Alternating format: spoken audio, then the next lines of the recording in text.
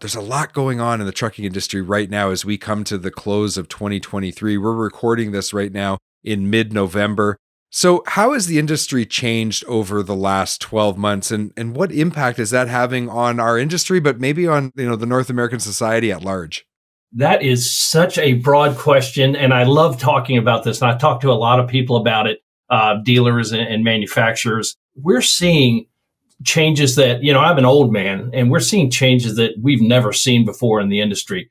One I think of the most significant is the impact of what the pandemic had in terms of how we get our goods and how they're delivered. I think that's a big one. But also, we've also seen a lot of supply chain challenges. We've seen inventory challenges.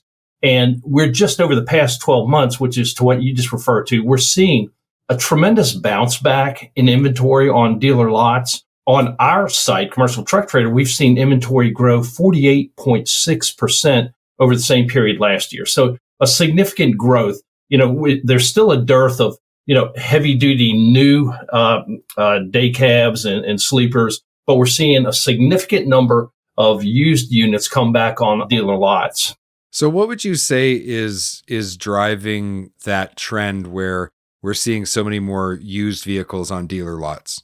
It's a couple of things. One, sadly, is inflation and interest rates. Money is very expensive now. So, the small owner operators, particularly as spot rates are continuing to drop, are having some real challenge. Well, and contract rates are dropping too. So we're seeing a confluence of a lot of challenges for very small owner operators, but also we're finally seeing a ramping up on the new side, but they're all pre-orders. They barely hit a dealer lot. These are ones that a business has ordered 6 months, 8 months ago have finally come in. And so they've been able then to get rid of some of their older units. But, that brings us to that point that we're seeing a lot of people hold on to vehicles a lot longer.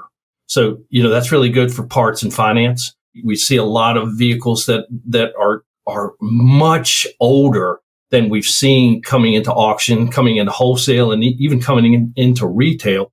And so that's really requiring a lot of additional work on that back end, on the parts and on the service to get them up to speed so that they can then resell them.